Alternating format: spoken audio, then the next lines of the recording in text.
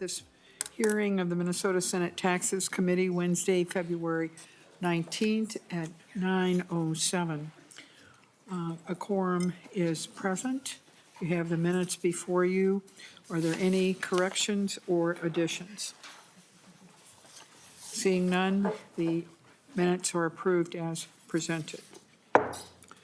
First bill on our agenda this morning is Senate File 209, Senator Oumou Verbeten. Excuse me. Welcome to the committee, Senator. If you would present your bill to us. There are lots of numbers in it, but I think what we need you to do is just explain what it does. We don't really need you to go through all those numbers, although I note for the members the provisions of statutes that this bill repeals are printed on pages 1R, 2R, and 3R, and the Senate Council's bill summary is also in your folders, and the revenue estimates show negligible effect in favor of taxpayers.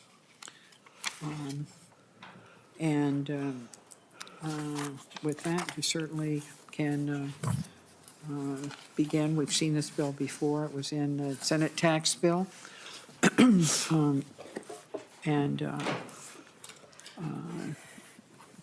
The motion will be to send it to Judiciary that has requested it. Senator Verbeten. Thank you, Madam Chair. And I will go through the sections. If you want me to save you from going through every individual piece of the repealer, I'll accept that. But at a high level, Senate File 209 repeals the illegal cannabis and controlled substance tax, or Chapter 297D. And then it also removes the criminal penalties for the failure to pay this tax referenced in Chapter 609. So when you look at the bill, Section 1 is the 609 section, so that's removing that penalty for the failure to pay the tax. And then Section 2 is the repealer. There's really two main pieces of that. There's just a small reference to it in Chapter 13, which governs data practices, so it's removing that. And then the rest of it is Chapter 297D. And if there's any questions about those individual pieces, I'm happy to walk through that as well. Members, we've seen this bill before. Are there any questions or comments for Senator Oumou Verbeten? Seeing none, Senate File 209.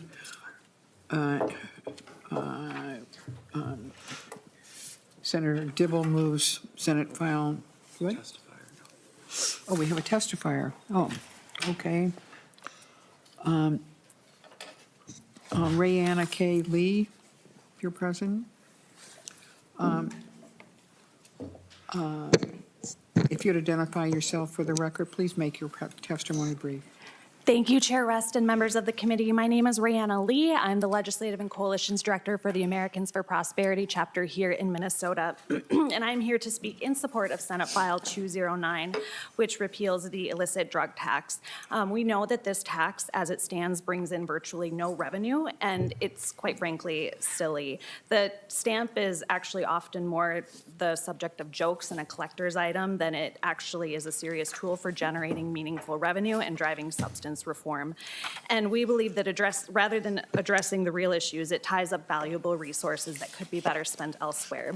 This tax places an unnecessary burden on law enforcement and the criminal justice system, and it really fails to serve any practical purpose. And it is a statute that does not work, and it has not worked since its inception. We urge you to prioritize real issues that matter to the people of Minnesota, like addressing substance abuse and thoughtful, effective solutions. And I'd be remiss if I did not ask you to drive significant tax reform. And we actually have ideas in the booklet that was distributed to your offices. But we thank you for considering this bill, and we thank Senator Oumou Verbeten for bringing it forward once again, and we encourage its passage. Thank you. Any questions for the witness? Seeing none, Senator Dibble moves 209, be recommended to pass and refer to the Committee on Judiciary, Public Safety. All in favor of that motion, please say aye. Aye. Aye. Opposed, say no. Motion prevails. Thank you very much. The next bill on the agenda is also Senator Oumou Verbeten.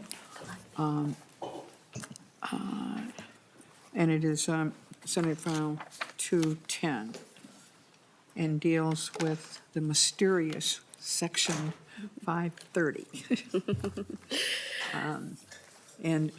There is a testifier from the Department of Revenue. I wonder if that person could come forward now as well. Ms. Bears, thank you. We'll go right to your testimony after Senator Oumou Verbeten explains this mysterious section and what it has to do with employees in Minnesota. Senator Oumou Verbeten.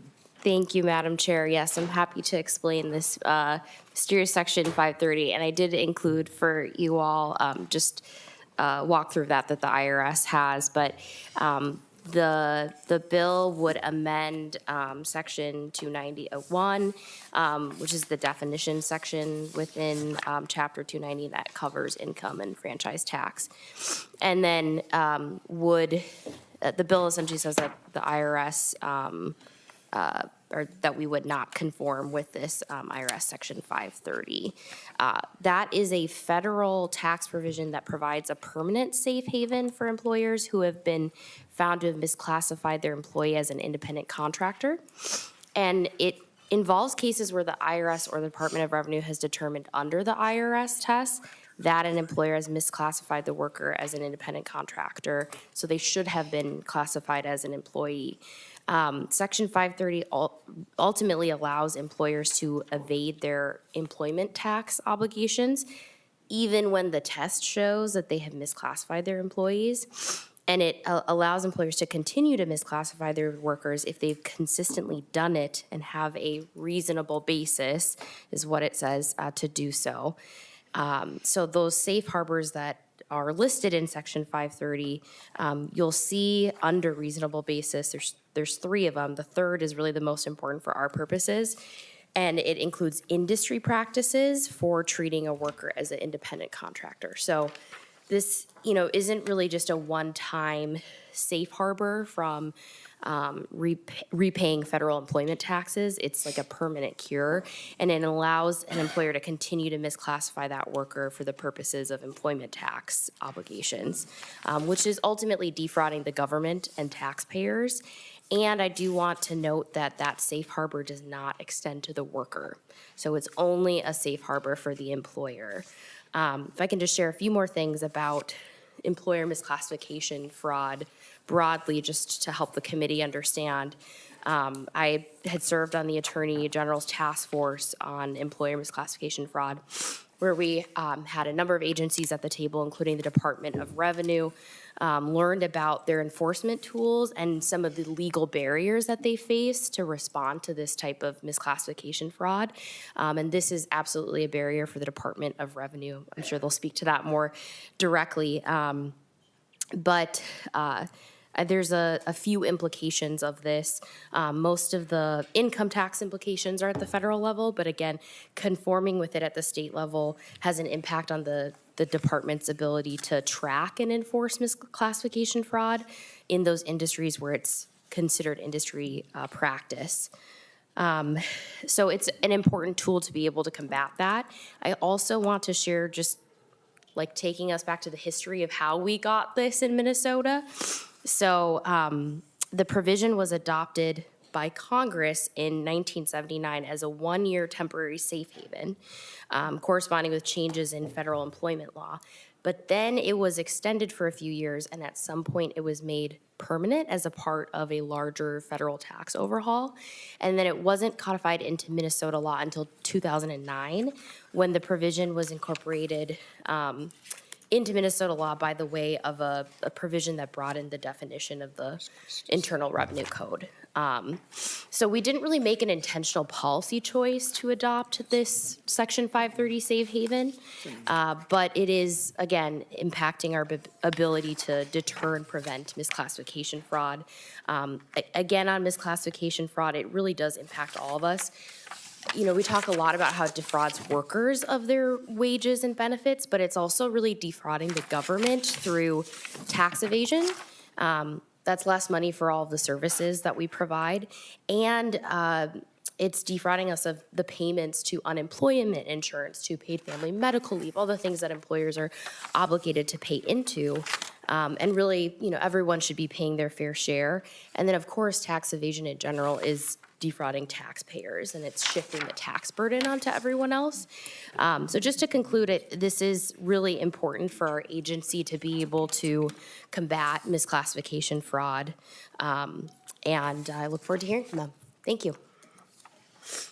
Any questions for Senator Oumou Verbeten? If not, Ms. Bears, welcome to the committee. If you would clarify the department's position on this bill. Madam Chair, members of the committee, for the record, my name is Joanna Bears. I'm the Legislative Director for the Minnesota Department of Revenue. The administration supports this bill and the work being done by the agencies to address worker misclassification. I noticed there was a handout, and the senator did talk a little bit about what it requires to receive Section 530 relief, so I won't talk about that too much, but I will talk about what it means for Minnesota.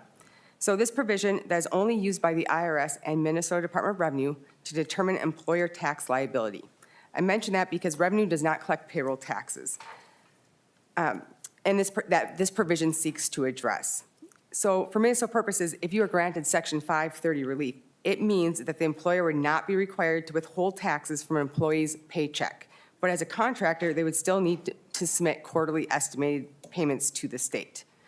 Furthermore, Section 530 relief does not change the status of the worker. It can still be determined to be an employee through other means that is done at the IRS level. Again, Section 530 is just for tax purposes only.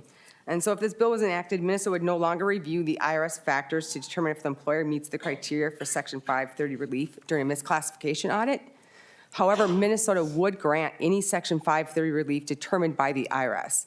So if the IRS completes a misclassification audit first, we would still follow that audit and grant the 530 relief on the state side. As the senator noted, it does cause complications for the department, only because as we are part of this bigger worker classification group, if a person is tied forever as a contractor when we know it's an employee, it causes issues trying to get them to into the right current classification it should be in order to make sure that they're protected under all the protections an employee may have. So the administration supports this bill, and we appreciate any questions or comments that you have. Are there questions or comments for Ms. Bears or for Senator Oumou Verbeten?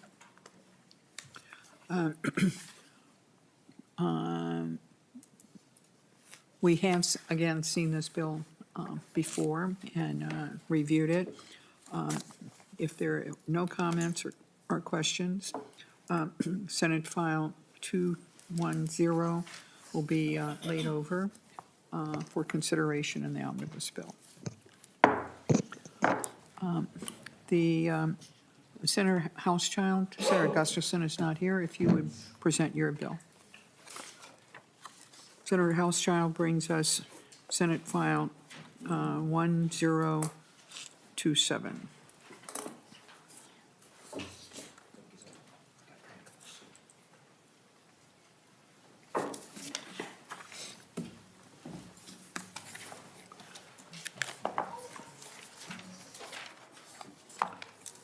Senator Hauschild, if you would take us through your bill section by section.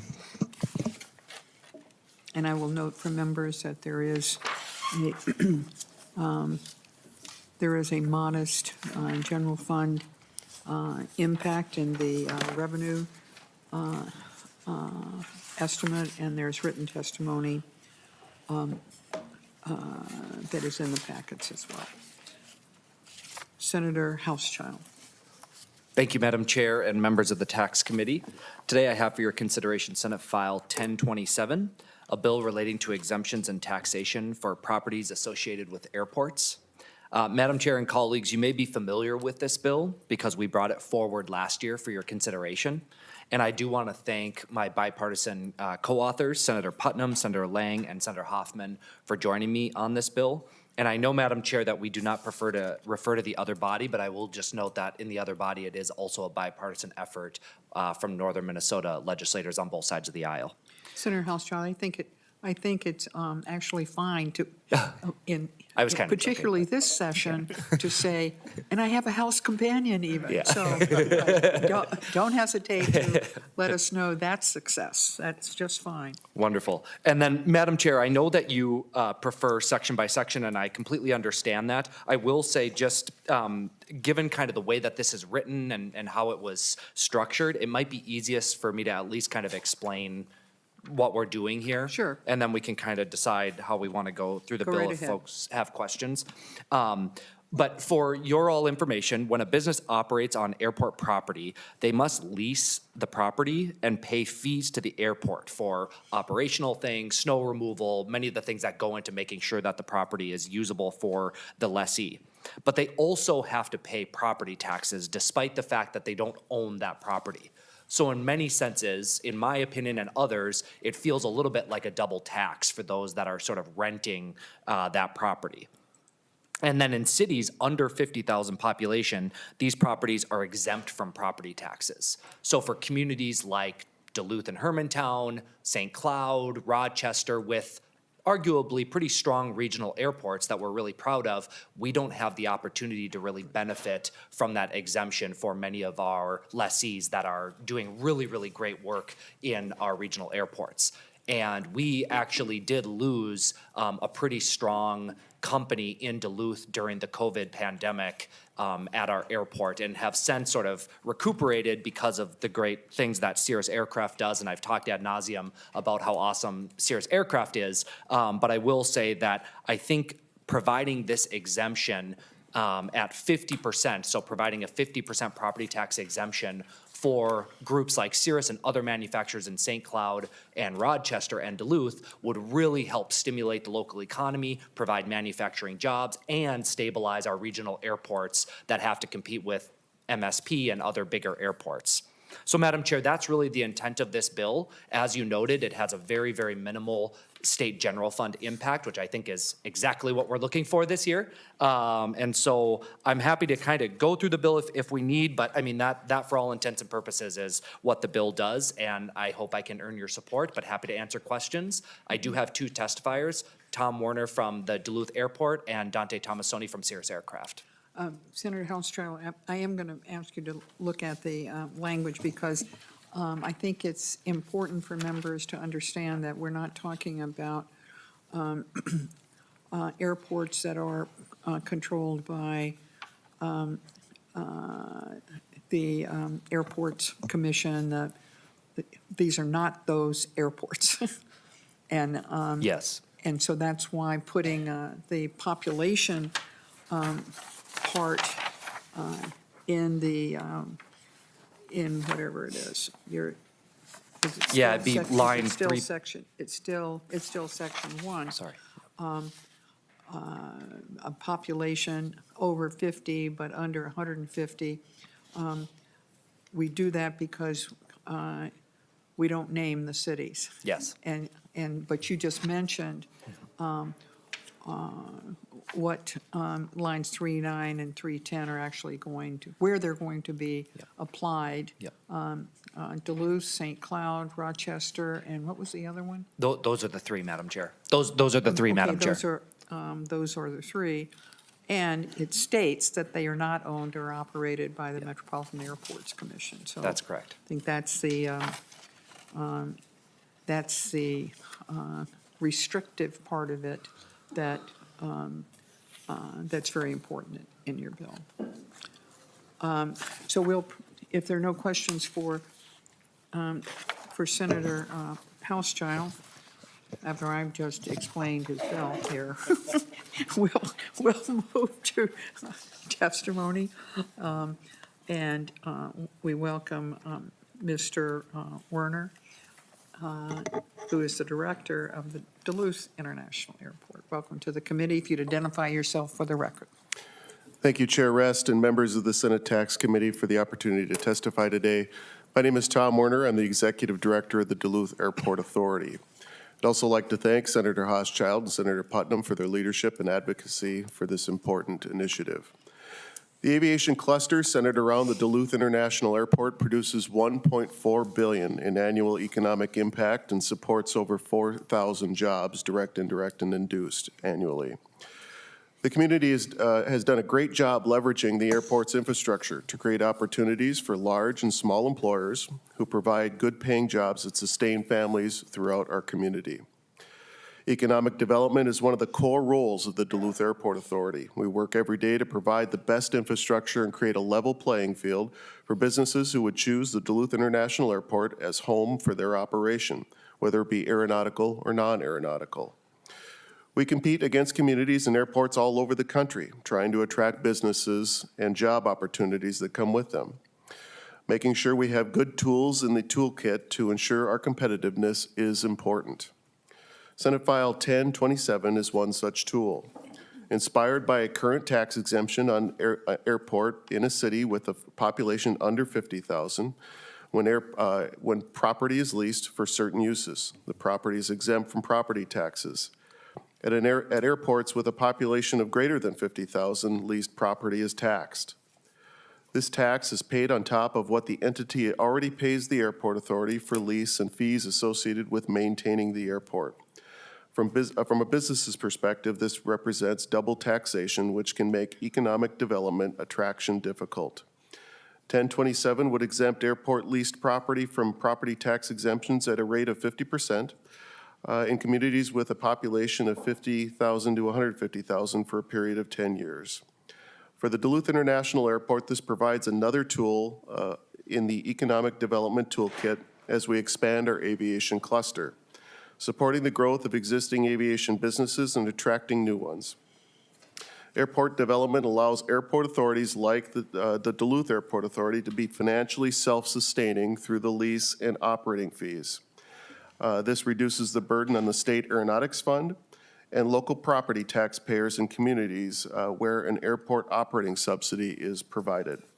I urge your support for Senate File 1027. Thank you for your time. Thank you very much. Questions for Mr. Werner?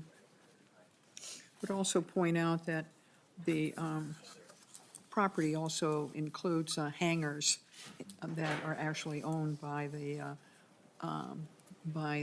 private entities themselves. It's the rest of it that is the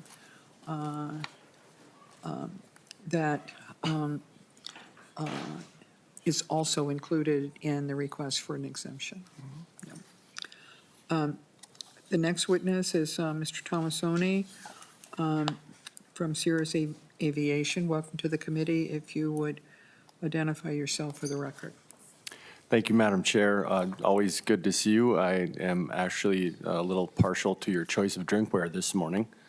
You see this, don't you? Thank you. Members of the committee, always a pleasure to see you. See our state's finest civil servants. Thank you to authors Putnam, Lang, Hoffman, and our chief author, Hauschild, for carrying this bipartisan bill. My name is Dante Tomasoni. I'm the Director of Corporate Affairs for Cirrus Aircraft, and I appreciate you having me today to testify in support of Senate File 1027.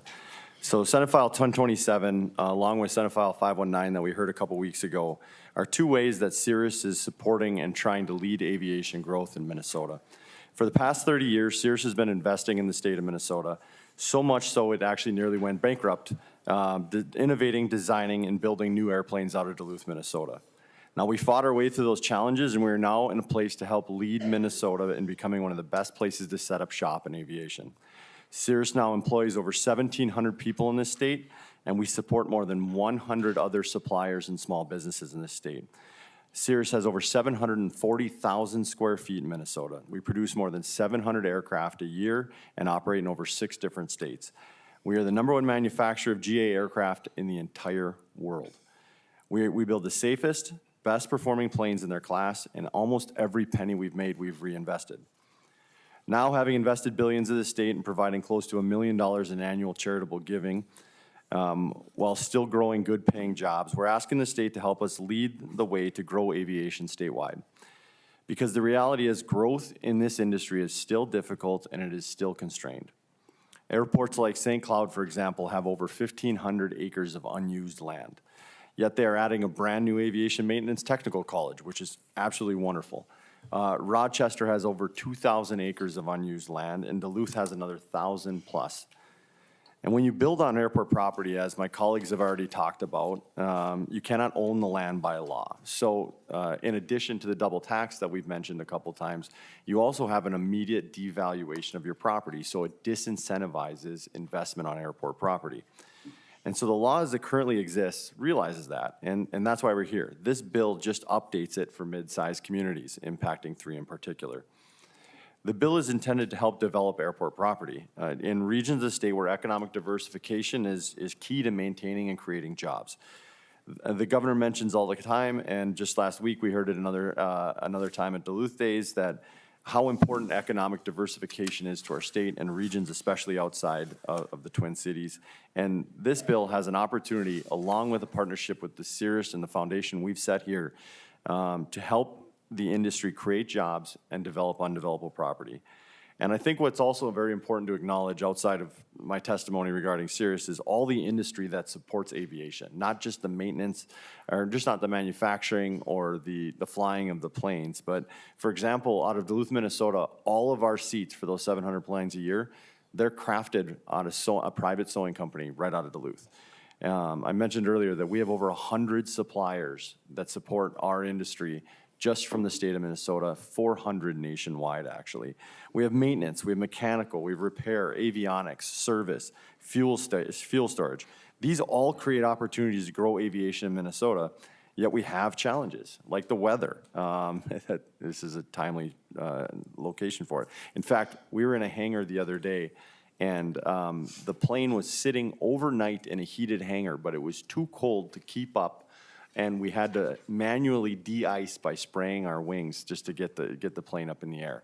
That's one of our smaller ones. We don't have the luxury of having the big sprayer over the top. So, but there's also another example. There's the growth of SAF, and Minnesota is leading the way in SAF. Cirrus is another company that's trying to get access to that. But this bill will incentivize. Infrastructure for SAF and how to distribute it and how to create it on airport property. So this bill is, it's not just about building airplanes. It's about diversifying economies. It's about growing an industry. And along with Senate File 519, instead of losing investment to states like Kansas that have laws in place, we want Minnesota to lead the country in aviation. We want to build on that foundation that Cirrus has created. And for those reasons, that's why I'm here before you today to present in support of Senate File 1027. Madam Chair, members of the committee, thank you for hearing my testimony, and I'll yield for any questions. Thank you, Mr. Tomasoni. Are there questions for Senator Putnam? Thank you, Madam Chair. I just want to thank Senator Hauschild and Mr. Werner and Mr. Tomasoni for carrying this bill, for bringing this bill to our attention, but also for understanding that beneath it, these airports in these regional centers are keys to our economic vitality and to the vitality of greater Minnesota more in general. So we often don't think about these regional airports, but they're exceedingly important to those local communities, but also to the state as a whole. And I also want to say that, as though Mr. Tomasoni mentioned, that St. Cloud has 1,500 unusable acres and unused acres, and Rochester has 2,000. Ours are better. Thank you, Senator Putnam. Is Senator Anyone Nelson else? here? Senator Hauschild, do you have any final comment? Thank you, Madam Chair. I thought the testimony really spotlighted this issue, but I will say something that maybe others aren't willing to say, which is that Cirrus looks all over the country and frankly could look all over the world for investments in aviation. They chose Minnesota and they chose Duluth a long time ago because we recruited them to pick us. They originated in Wisconsin, I believe that's correct. And so they chose Minnesota. But we have to keep them here. We have to honor the commitment that they've made in investing in the best aviation in the world. And my hope is that we can do that and do this simple thing that doesn't really cost the state much money, but really could make a huge impact for places that Senator Putnam, Senator Nelson, and I represent. Thank you.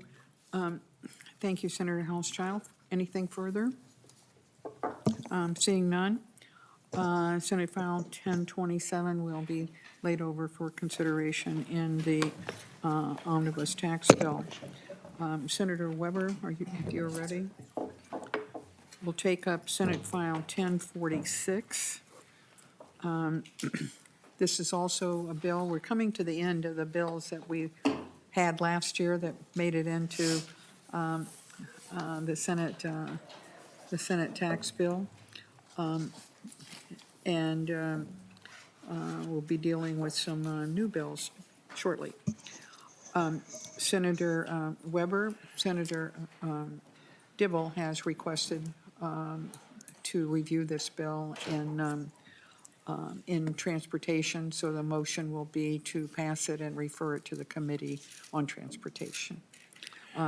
Senator Weber, Senate File 1046.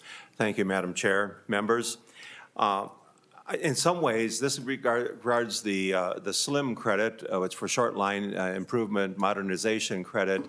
I was the original author of the attachments and appurtenances, and I think I've been in front of the committee as often for this bill as that bill has been in front of us. But in any event, the main purpose of this is to make modifications to the credit, which you graciously included, I believe, in the 23 tax bill. And a couple of things that needed further defining revolve around the credit certificate, which on lines 1.9 means the certificate that must be issued by the Commissioner of Transportation, since obviously railroads fall under their purview. And then also the next item that we deal with talks about the transfer credit certificate, and it then proceeds on page 2 to outline that credit certificate and the process by which the credit can be transferred from the entity that earns it. One of the things that's important to note is that any type of an upgrade of railroad is an extremely expensive project. And so many times in the year that the project is completed, the company itself that does that may not necessarily need the credit. And this then allows them to market that credit to others and receive some cash flow for their purposes. If you look at the short line railroad industry in Minnesota, they run on fairly slim margins to begin with, and having that additional cash flow is important and to them. And so this basically outlines the process that will need to be followed through the Department of Revenue for the transfer of that credit. And it states the limitations on that, and obviously the entire amount of the credit carryover is limited to the 5 succeeding taxable years. And with that, Madam Chair, I think that covers the main points that are there. I believe in visiting with the department, they are in support of this. I think there are some questions to work out yet on a couple of items. And I don't know if Ms. Pollack would like to go into those. Ms. Pollack, do you want to help us out? Madam Chair and members, the bill in front of the committee today is effective retroactively to tax year 2023, which was when the credit was first effective. And because this bill adds the certification process by the Department of Transportation for the railroads to receive the credit, there may be some issues that need to be worked out because 2023 tax returns would have already been filed. We're kind of no longer in that in the 2023 filing season. It is possible that we could kind of bifurcate an effective date and allow this provision going forward and maybe allow the carry forward retroactively. Another issue would be how the eligible taxpayer, which is a railroad in this case, if that taxpayer, if the railroad is part of a pass-through entity, there's no mechanism in the credit for the pass-through entity to claim the credit, even if one of their members or shareholders, et cetera, is a qualifying railroad. So a relatively straightforward fix, but something that we would need to discuss with Senator Weber and the department to make sure that it's administrable and it meets Senator Weber's intent. Senator Weber? Thank you, Madam Chair. Yes, I believe the discussion just occurred yesterday with the department on these issues.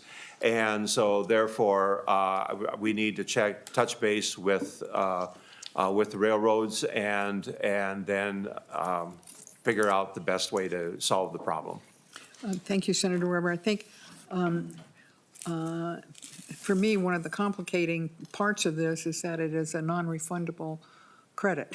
If it was a refundable credit, then even though the railroad in any given year was operating at a loss, like you pointed out, that happens sometimes in a year in which there is construction going on, we wouldn't have to go through all these gymnastics in order to preserve the value of the credit and being able to transfer it. And I do hope that, and we're not going to change that part of the credit, but I hope that the issues that Ms. Pollack just outlined are going to be resolved relatively soon. And it's not that they're not important, but we need to get it right this time. Yes. Okay, so thank you for bringing the bill. Anyone have a further comment or questions for Senator Weber? And I'm hoping that if the bill is going to go to transportation, that perhaps the department can work at Senator Dibble so that these issues are resolved in the Transportation Committee before it comes back to the Tax Committee. Senator Dibble, you have questions or Thank you. I comments? was going to make that exact point. I think the tax credit in and of itself enjoyed a lot of support. I don't even know if we heard it in transportation when it was brought forward. But there's of course the implication now that the Department of Transportation needs to certify the miles. And then there's the administrative elements that you just discussed that concerned Department of Revenue. So we'll try to work it out and send it on back. All right. Okay. And Ms. Bears, if you would just come forward for a moment. Just want assurances from the department, working with Senator Weber and then Transportation Committee, that we can get the issues that were detailed by Ms. Pollack resolved quickly. Madam Chair, members of the committee, for the record, my name is Joanna Bears. I'm the Legislative Director at the Department of Revenue. Yes, Madam Chair, we support this bill and we will work to get those items fixed. Okay, thank you. Thank you very much. Are there questions for Ms. Bears, Senator Weber? We have a testifier. Another testifier, Mr. Ryan, is it? Peed from Mickelson. Sir, I understand you're on Zoom. If you are there. He's not here. Okay. He's traveling today, Madam Chair. Senator Weber. So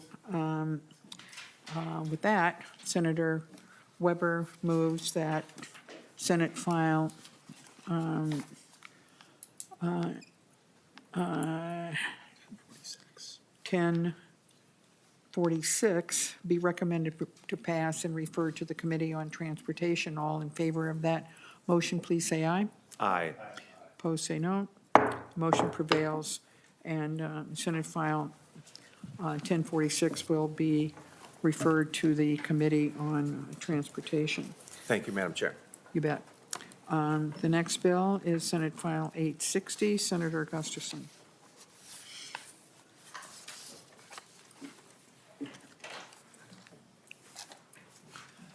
Members, this is also a bill that we have seen before. But Senator Gustafson, if you would take us through the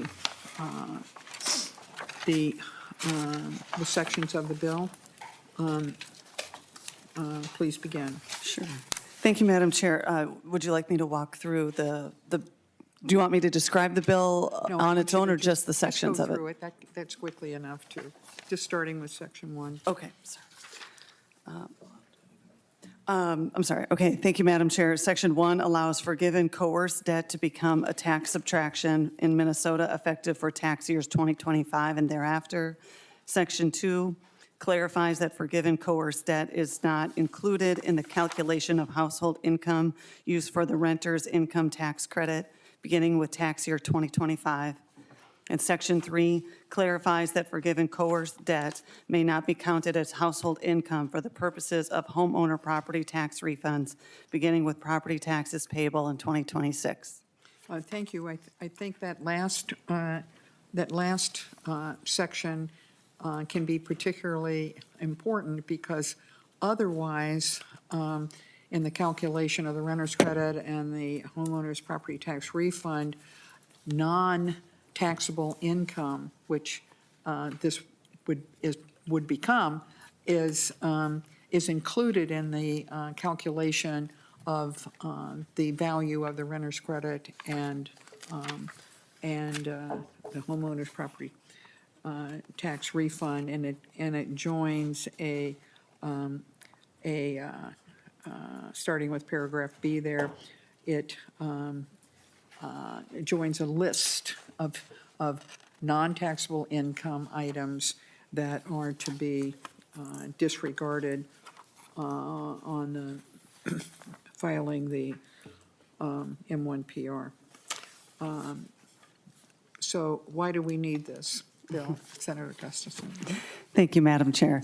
So as you mentioned earlier, this bill has come before you before. In 2023, we brought a bill that passed a unanimous and bipartisan support. It was called Coerced Debt Bill. The bill is now a national model and addressed the devastating problem of economic abuse of survivors of domestic violence. All too often, the survivors of domestic violence are then saddled with consumer debt that they did not voluntarily incur. In these cases, through physical assault, threats, or coercion, force, survivors were forced to take out credit or loans in their names, but from which they never benefited. When the survivor extricates themselves from the relationship, they are then faced with this crushing debt and a trash credit report. The bill passed in 2023 allows these survivors to go to court and have a court declare that they do not owe the debt.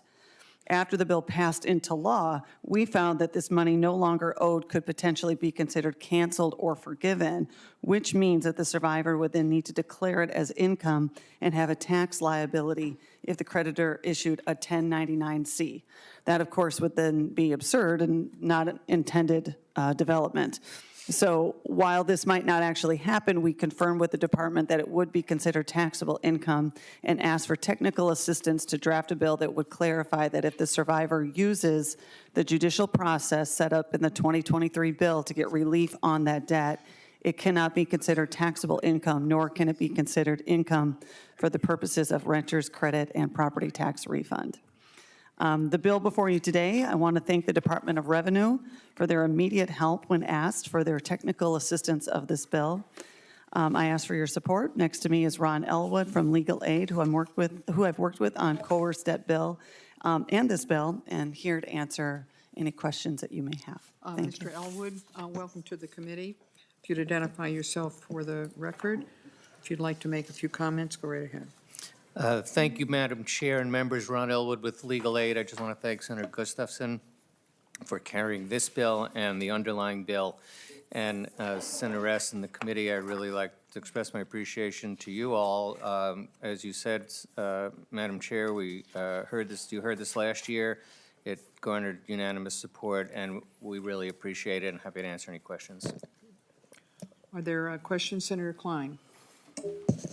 Thank you, Chair and Senator Gustafson and Mr. Elwood. Thanks for the reminder about what we did a couple years ago with coerced debt.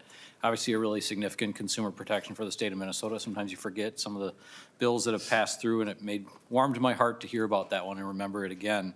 I don't see in your bill a definition of coerced debt, and maybe this is a question for Ms. Pollack or Mr. Elwood. Is it referenced elsewhere in pre-existing statute, or where is that? Ms. Pollack?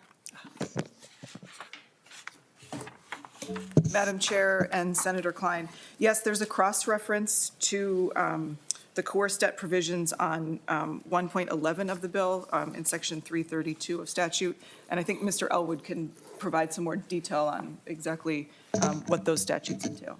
Mr. Elwood? Madam Chair and Senator Klein, the definition in 332.74 sub 3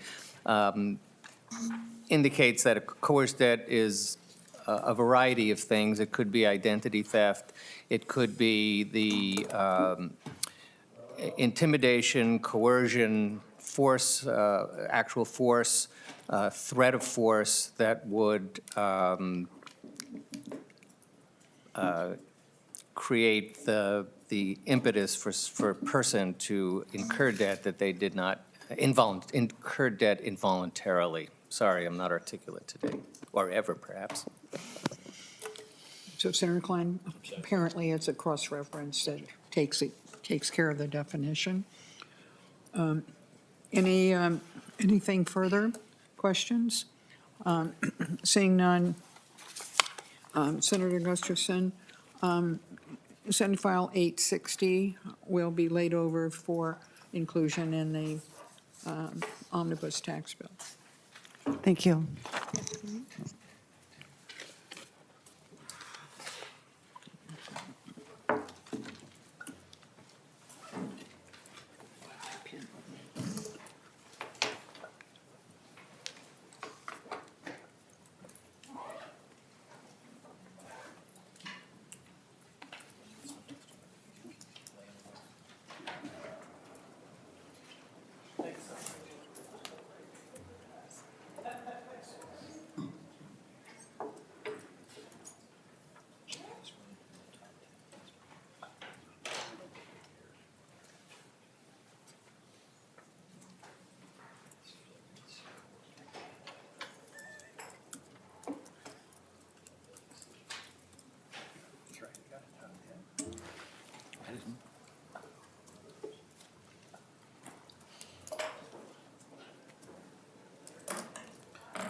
Welcome to the committee, Senator Rest. Senate File 9 is before the committee. Thank you. Thank you, Mr. Chairman. Very seldom do I bring bills that create a savings to the state, but this one does that. Senate File 9 completes the work that Senator Westland, Senator Curran, and I have been doing the past few years, not only working together to increase the political contribution refund that we did a couple of years ago in 2023, increasing that from $50 for an individual and to $100 for a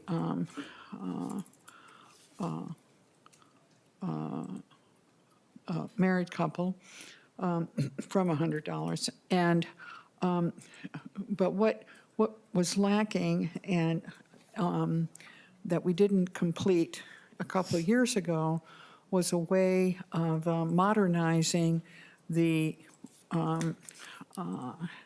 acknowledgement of those contributions in a technologically secure way. The contributions, the refund goes out from the Department of Revenue once someone has filed a paper copy or just a form. And what Senate File 9 now does is to make that a reporting system from the Campaign Finance Board to the Department of Revenue. The bill started in elections. It's been reviewed by the Committee on Judiciary for data privacy issues, and we bring it here because it is administered just like it is now, but it would be through our technology to by the Department of Revenue. So what we and there, we get just one sheet of a revenue estimate, but and you can see that it's been negligible in terms of a revenue estimate, but this fiscal note, shouldn't call it a thing, it's 9 pages long to indicate that it's $15,000 in savings. Isn't that? I just think that's astounding. All that work for that. But there's $15,000 in savings, and then in 27, and then 28 and 29, an additional 3,000 in it, and the fiscal note being provided by the legislative budget office. So in the bill,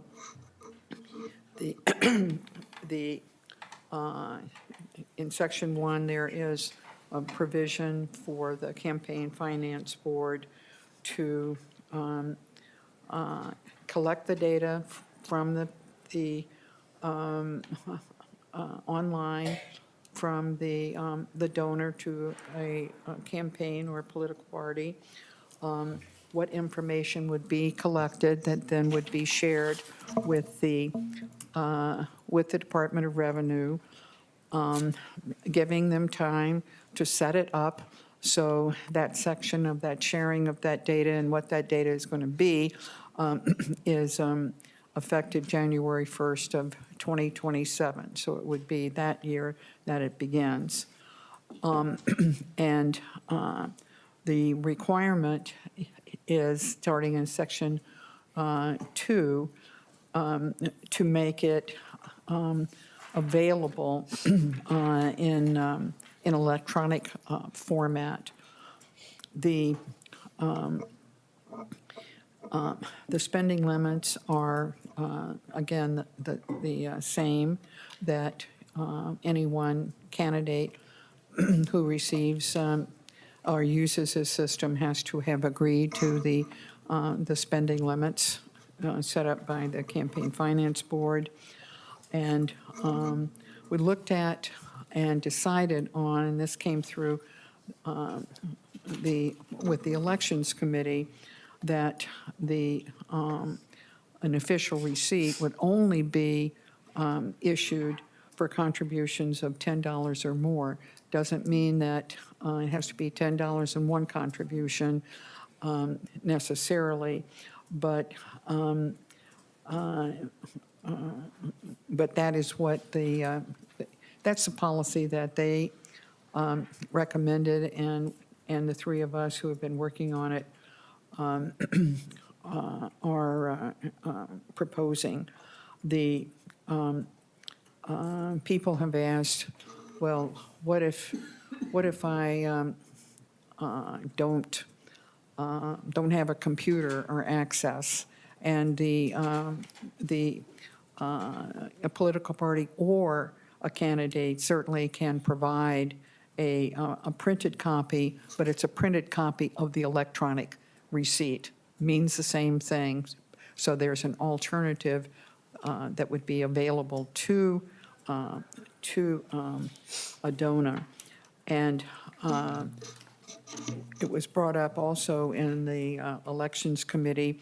If you look at lines 2.19, at first the bill proposed that at least once a week that the Campaign Finance Board provide the DOR commissioner a receipt validation report.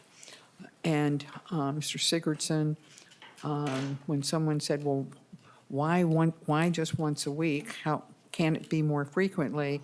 And Mr. Sigurdson said, well, of course, it's just pushing the key on the computer. And so the amendment was made in elections to make that, excuse me, at least once each business day. And it could be, Sigurdson said, it could be even more frequent than that, but that would be, rather than once a week, they certainly have no issues, no additional cost to do it at least once a week, once a day, and then what the information would be. The Judiciary Committee confirmed that, now I'm looking on page 3, lines 3.6, that data is non-public data, which means that although it is available to the individual, it is not available to the public at large, which is different from public data, which our Data Practices Act assumes all data is public unless it is controlled by other parts of that statute, and private data is not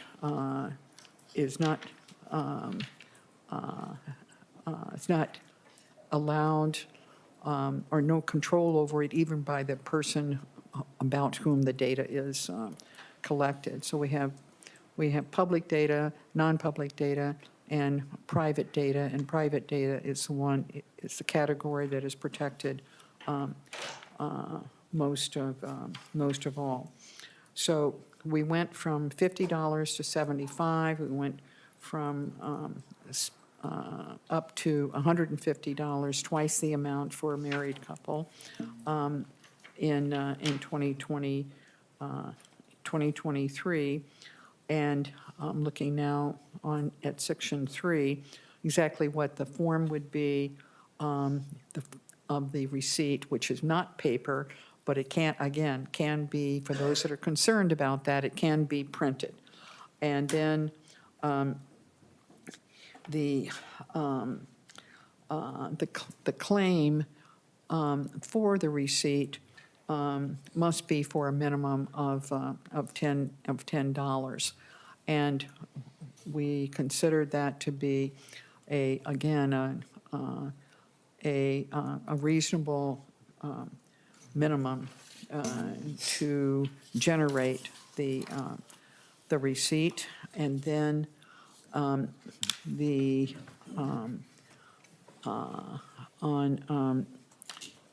Commissioner of Revenue is directed to establish that electronic filing system by which the refunds are claimed.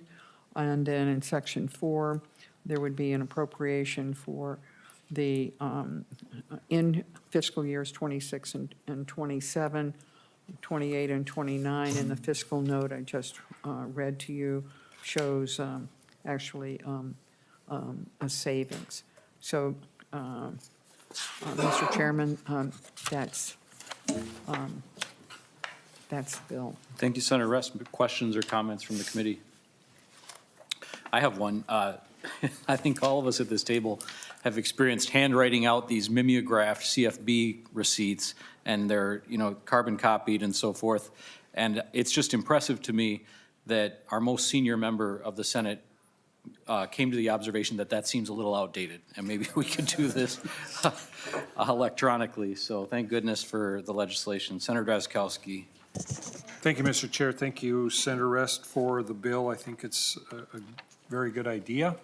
I looked at the the revenue note, and 39,615 submissions happen annually.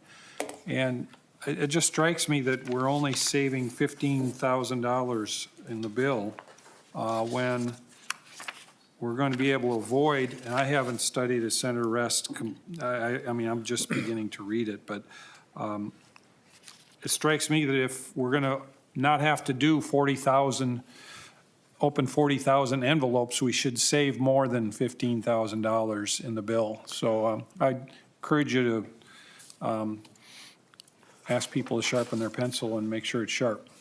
Thank you, Madam Chair. Or Madam Mr. Chair. Thank you, Mr. Chairman and Senator Drazkowski.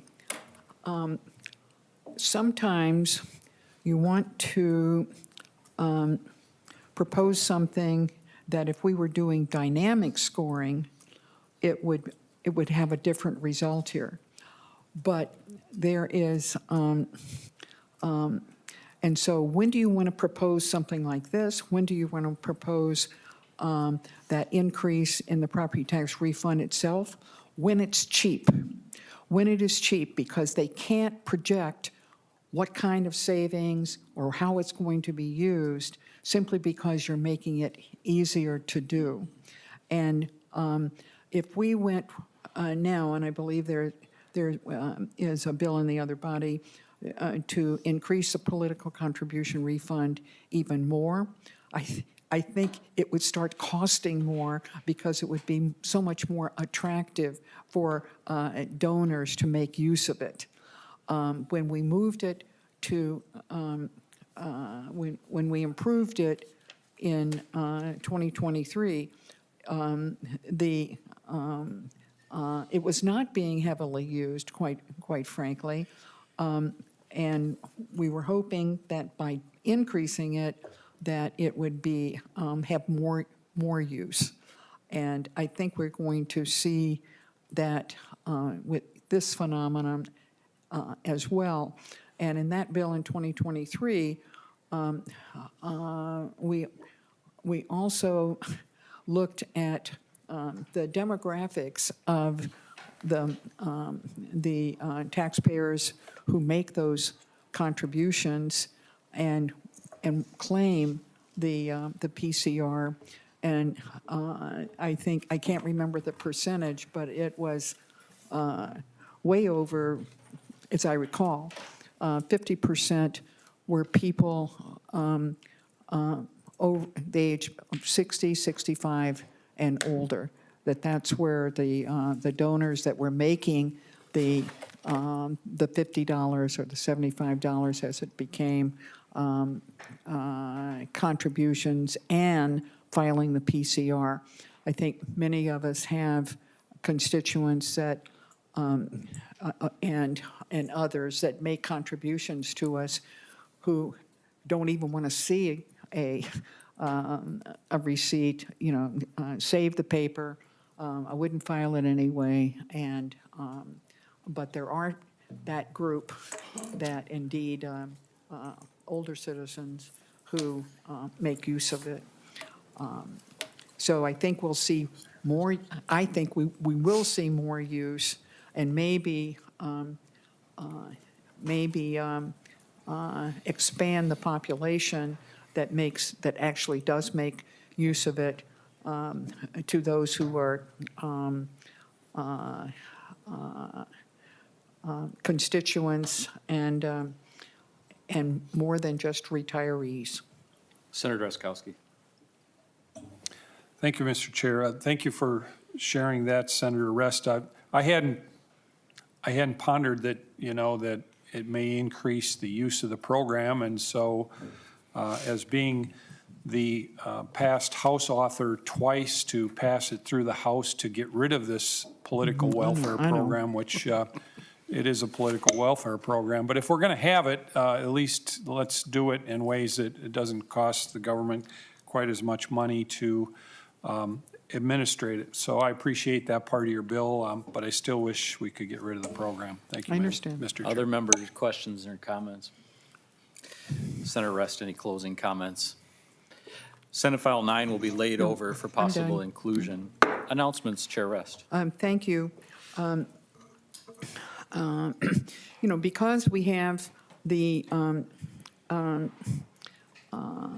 we have a delay as we plan our agendas with, do we have all the information about a bill, notably a revenue estimate?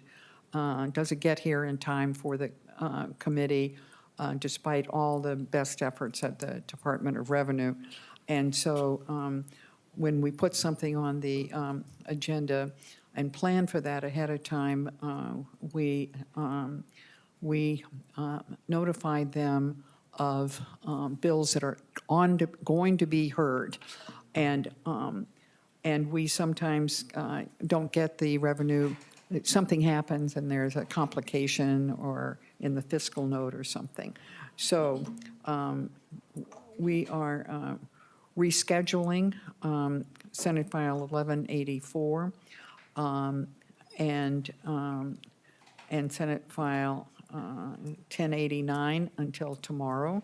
One of those is my bill with these are sales tax exemptions, or this one is for MSP, and then also Senator Hauschild's 1089 will be tomorrow. And 1184 was originally scheduled for Tuesday, and 1089 was scheduled for today.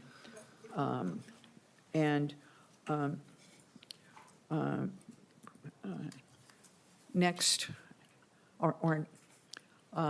March 4th, which is a Tuesday. Does anybody know what that is?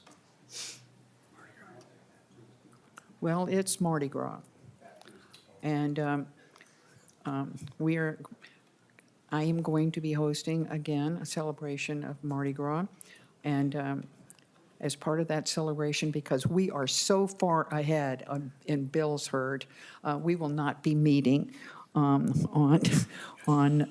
March 4th, and you are invited at that point, once again, to enjoy wearing masks and eating, purple M&Ms and king cakes from the Dorothy Ann Bakery in Woodbury. So please still come to the Capitol that morning and join in just a bit of frivolous behavior. And with that, Mr. Chairman. Committee is adjourned.